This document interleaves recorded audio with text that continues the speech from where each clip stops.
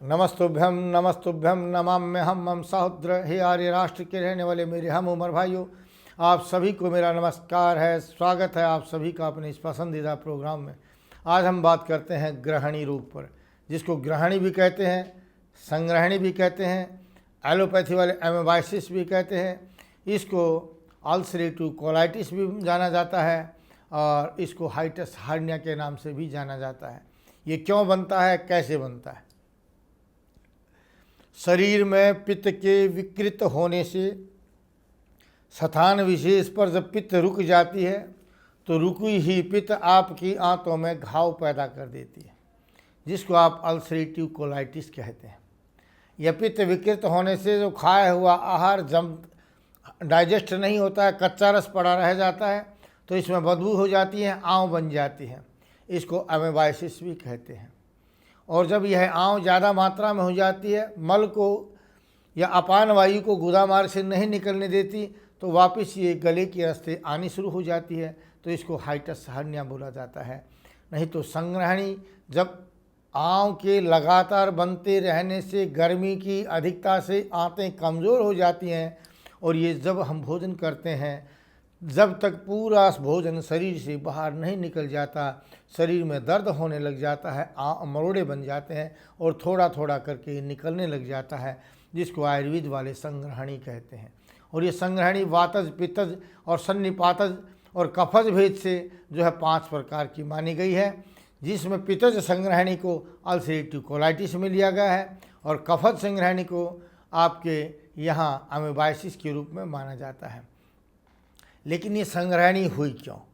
अगर आपके पेट के मल को साफ कर दिया जाए और अग्नि को तेज कर दिया जाए तो संग्रहणी रोग कुछ भी नहीं है। संग्रहणी गर्मी की अधिकता से होता है। बने हुए मल को बाहर निकाल दीजिए और अन्य मल बनेगा नहीं, वायु बनेगी नहीं, तो संग्रहणी खत्म हो जाती है। अगर आपको अचानक मरोड़े के साथ दस्त लग जाते हैं, जिसको अतिसार कहते हैं, प्रवाहिका भी कहते हैं, जो कि आगे चल कर के हैजे के रूप में बन जाता है। और अतिसार, प्रवाहिका, संग्रहणी वैसे तो बड़े आसान है, अतिसार और प्रवाहिका। अगर आपको अतिसार हो जाता है, यानी बार बार दस्त आ रहे हैं, पतले दस्त आ रहे हैं, तो आप ब्रेड खा लीजिए, उससे भी रुक जाएगा। दही चावल खा लीजिए, उससे भी रुक जाएगा। या 1 चम्मच चाय की पत्ती पानी के साथ प्रयोग कर लीजिए, उससे भी आपका प्रवाहिका और अतिसार खत्म हो जाता है। लेकिन संग्रहणी रोग को दूर करने के लिए, क्योंकि आंतों के घाव को दूर करने के लिए, जो आंतों में रस बन चुका है, जो कीड़े कीटाणु पैदा हो चुके हैं, उनको नष्ट करने के लिए हमने एक विशेष औषधि का निर्माण किया है। इस संग्रहणी को, एमेबाइसिस को, अल्सरेटिव कोलाइटिस को या हाइटस हर्निया को हम मात्र 1 महीने में, ज़्यादा से ज़्यादा 1.5 महीने में सदा के लिए ठीक कर देते हैं, क्योंकि हमने रसायन का निर्माण किया है। दीप्तांतराग्नि परिशुद्ध कोष्ठ प्रत्यग्र धातु बलवर्णाश्च दृढ़ इंद्रिय मंदधरः नित्य रसायन से भी पुरुषो प्रतिष्ठ है। क्योंकि रसायन के बारे में और मेरा अनुभव भी बताता है कि जो शरीर की अग्नियों को दीप्त कर देता है, कोष्ठों को शुद्ध कर देता है और अंगों को मजबूत कर देता है, यही तो है संग्रहणी। आपकी अग्नि विकृत हो जाती है, आंतें कमज़ोर हो जाती हैं और मल साफ नहीं होता। अगर मल साफ हो जाएगा, अग्नि तेज हो जाएगी, अंगों में ताकत आ जाएगी, तो संग्रहणी कहाँ से रहेगा? इसलिए हमारे यहाँ संग्रहणी 1 या 1.5 महीने में, ज़्यादा से ज़्यादा 2 महीने में सदा के लिए ठीक हो जाती है। आप लोग इसका प्रयोग कर सकते हैं। जहाँ तक कि डॉक्टर कहते हैं कि आपको अल्सरेटिव कोलाइटिस हो गया, घी नहीं खाना, दूध नहीं पीना, हम आपको पहले दिन से ही दूध पिलाएंगे, घी खिलाएंगे और आपके अल्सरेटिव कोलाइटिस को ठीक करके दिखाएंगे। क्योंकि घी प्रत्येक प्रकार के घाव को भरने का काम करता है। नहीं तो यही अल्सरेटिव कोलाइटिस बाद में आंतों का कैंसर बन जाता है। आंतों के कैंसर से बचने के लिए, आंतों की टीबी से बचने के लिए, अल्सरेटिव कोलाइटिस को ठीक करने के लिए, आते ही पतले मल को आंव के साथ उसको ठीक करने के लिए और शरीर में आई हुई कमजोरी को दूर करने के लिए एक बार हमारे यहाँ अवश्य संपर्क कीजिए, चाहे रोहतक में या दिल्ली में।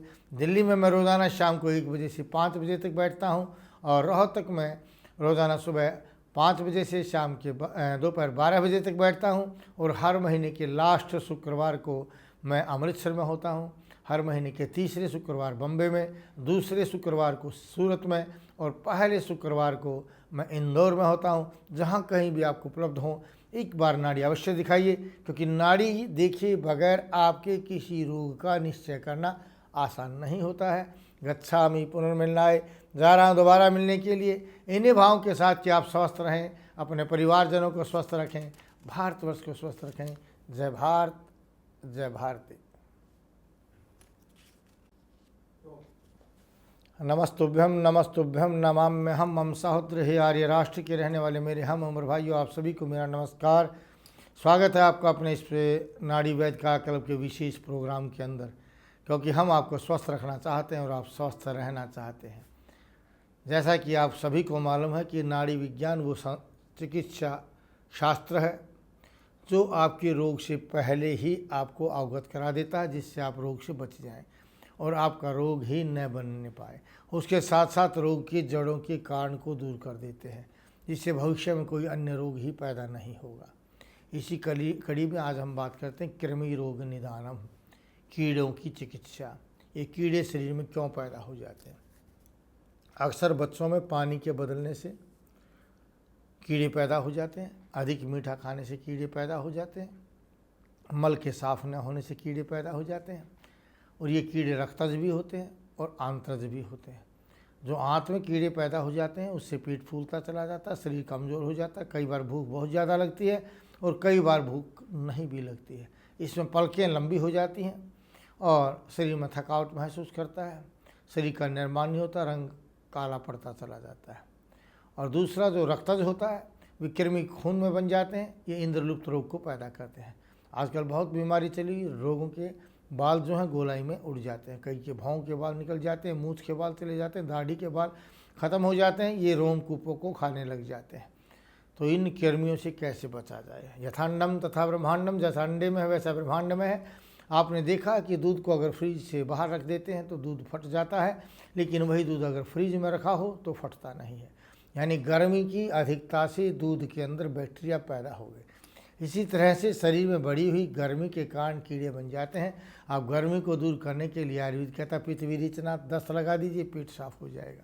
जितना पेट साफ होता रहेगा कभी कीड़े नहीं बन सकते। कीड़े तभी बनते हैं जब पेट में मल रुकता है, इसलिए पेट को साफ करना बहुत ज़रूरी है। और पेट को साफ करने के लिए आप कम्पीलक आता है, जिसको कमीला भी कहते हैं, 1 चम्मच कमीला दूध में डाल करके या दही में डाल करके सुबह सुबह पी जाने से कीड़े बाहर निकल जाते हैं। या अजवाइन का हलवा खाने से भी कीड़े ख़त्म हो जाते हैं। हलवा अगर आप नहीं खा सकते हैं तो अजवाइन और काला नमक बराबर मात्रा में लेकर के सुबह सुबह मात्र 1/4 ग्राम आप पानी के साथ ले लीजिए। अजवाइन का प्रयोग करने से कीड़े ख़त्म हो जाते हैं। या सुबह सुबह टमाटर में नमक डाल करके टमाटर खाने से भी आपके कीड़े ख़त्म हो जाते हैं। भोजन पर अच्छा घी का प्रयोग करने से भी कीड़े नहीं बनते हैं, क्योंकि घी जो है गर्मी को भी ख़त्म करता है और घी जो है कब्ज़ नहीं बनने देता। जब ये सारा खाया हुआ बाहर निकल जाएगा तो कीड़े कहाँ रुकेंगे? इसका सबसे सरल तरीका, नहीं तो हमने जो रसायन बनाया है और उसके साथ एक पेट को साफ़ करने की औषधि है, उसके साथ ये यवक्षार चूर्ण है। पेट को साफ़ करने वाली औषधि का नाम वैदिक कटुअर्क है। और इस यवक्षार चूर्ण के साथ रसायन का प्रयोग कीजिए, आपको कभी भी बार बार कीड़े नहीं बनेंगे। आपका खाए हुआ आपके शरीर में लगेगा, ताकत आएगी, चुस्ती फुर्ती आएगी, एनर्जी बनती चली जाएगी और खून की कमी नहीं होगी। नहीं तो कीड़े खुराक को खाते रहेंगे, शरीर का विकास नहीं होगा, गुस्सा ज़्यादा बनेगा, नींद नहीं आएगी, आगे चल कर के पूरी हड्डियों में दर्द होने लग जाता है। क्योंकि रसात रक्तम ततो मांसम, मांसान वेदस्तु अस्थि अस्तो न मज्जा मज्जा शुक्रम शुक्रात गर्भम पर जायते। जो खाते हैं उससे रस बनता है, रस से रक्त मांस मेद अस्थि मज्ज और शुक्र धातु का निर्माण होता है। इसलिए हमने कई बार देखा कि कीटाणु नहीं बनते हैं और जो स्पर्म है तो हम कीड़े की दवाई दे करके, क्योंकि कीड़ा रस से रक्त नहीं बनने देता तो अगली धातुएं ख़त्म हो जाते हैं। वो नाड़ी देख करके पता चलता है कि इसमें संतान न होने के कारण कीड़ा तो नहीं है, संतान न हड्डियों में अगर हाइट नहीं बढ़ती इसका कारण कीड़ा तो नहीं है। वो नाड़ी देखकर ही पता चलता है और उसके अनुसार अगर हम इलाज करते हैं तो आप सदा के लिए स्वस्थ हो जाते हैं। गच्छामि पुनर्मिलनाय, जा रहा हूँ दोबारा मिलने के लिए, इन्हीं भाव के साथ कि आप स्वस्थ रहें, अपने परिवारजनों को स्वस्थ रखें, भारतवर्ष को स्वस्थ रखें। जय भारत, जय भारती। आप हमारे चैनल को सब्सक्राइब करें, अपने कमेंट्स और लाइक अवश्य शेयर करें। सभी महिलाओं से हाथ जोड़कर प्रार्थना है कि वे इस मिशन में अवश्य हमारे साथ जुड़ें, जिससे आने वाली आपकी संतान आपके बुढ़ापे का सहारा बने। आपका भाई, आपका पति, आपका पिता सर्वगुण संपन्न, यज्ञकर्ता एवं मातृ पितृभक्त बने। हमारा मिशन है अंग्रेजी दवाओं को भगाना और आयुर्वेद को अपनाना।